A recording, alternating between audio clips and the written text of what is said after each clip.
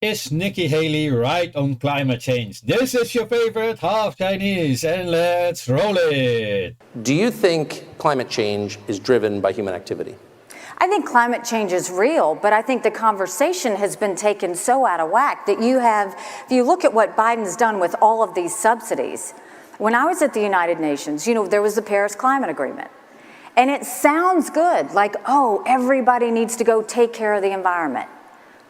But what I saw is they were holding countries to different standards. So Obama put this massive amount of regulations and all these abuses on our businesses and companies because he was trying to show that that we really cared about the environment, when America's actually extremely good when it comes to the environment. Well, Nikki, we might not all agree on that.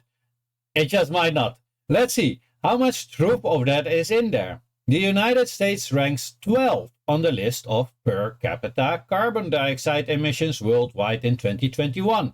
So that's not really good, because per capita shows how much the people per person are actually emitting, right? So that's quite on the high side. If you were doing good, you wouldn't be in the top 25. When we look at the graph, the United States ranks on number 2 on the CO2 emitting countries. It actually emits more than India. And that is very important to remember, as we also later will see in the video. China is ranking number 1. Now mind you, this is not per capita, but as a whole. There's a reason for that, and we will come back at that in a moment. And then she says, we all want clean air, we all want clean water, and we work on it every day. If you really want to deal with the environment, then do what I saw. Go talk to China and India. Those are the biggest polluters, and no one is making them do anything about it. Don't blame us, blame the other ones, because we do not want to address the issue. As we just saw, the top CO2 emitting countries, number 1 is China, and number 2 is the United States of America. And this is how propaganda works. Number 1 is China, number 2 is the United States, number 3 is India.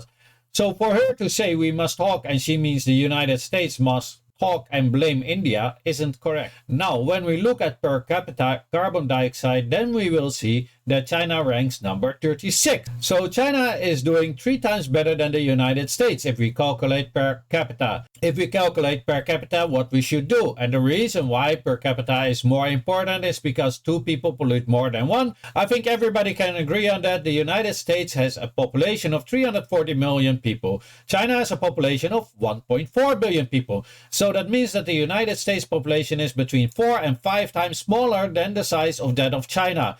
So that means that China should actually be polluting at least 4 times more than the United States, while in actuality, China is not polluting. It's polluting way less than that. It's polluting about a little bit over 2 times more than the United States. So there we see that her reasoning is incorrect, while she is using some truth and some not so much truth. And this is where the propaganda kicks in. So we could say, yes, China is the biggest polluter in the world, no doubt about it. But then when we look at per capita, what each Chinese emits, then it's all of a sudden not so bad, isn't it? It's doing, in fact, better than a lot of European countries and other Western countries, while it also should do worse per capita. And the reason for that is they are the world's factory. So it produces a lot of stuff. So it should have an excess of pollution compared to other countries with a smaller industry. And that's about the entire world. So actually, China should rank number 1 on the top of CO2 emitting countries, which it does, but it also should rank number 1 on the per capita carbon dioxide emission worldwide 2021, which it doesn't. So that shows that China is doing actually way better than a lot of other countries. It also shows that China is doing a real great job. So let's see what Miss Haley further has to say. While we had all the regulations on the US, China's was they would deal with it in 10 years. I can promise you 10 years never comes for China. That's the problem. That's why we got out of the Paris Climate Agreement. And again, she's right. Only the way she delivers it is totally wrong. And China expected to reach renewable power target 4 years ahead of schedule. That was from December 2021. China reaches 2020 emission targets more than 600 days ahead of schedule. China cities leading the way on carbon reduction. That's from 2022, very recent August. Now that's pretty interesting because it shows how hard China works on a cleaner way of living. And it also shows that they are doing that faster than they actually scheduled. So she's right when she says, with China 10 years never comes. That's very true because they're faster than what they promised. They are always ahead and way ahead. But the way she delivered it to you guys was actually false. And this is the problem with these people. What she essentially is saying, I'm not going to do anything about the climate. Period. It's not our fault, it's their fault. Whether she believes in what she says, yes or no, it's wrong, it's a flawed ideology. Because my neighbors don't clean their house, I'm not going to clean my house. That's ridiculous.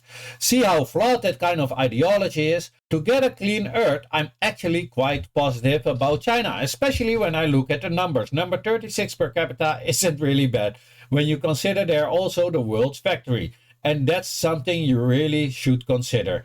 Because a lot of stuff what's being produced there actually should be accounted to the countries that are ordering all that stuff, right? Because many foreign countries also have their factories based in China. So is it fair to blame China for the pollution created in their country by other nations? Is it fair to target China on the pollution while they are doing actually pretty good? So that is actually me going to your home, shit on your table, and then accusing you for having a dirty table. I hope we can see that flawed ideology right now. Let's say that Nikki is right in her ideology and that China or India isn't doing their part.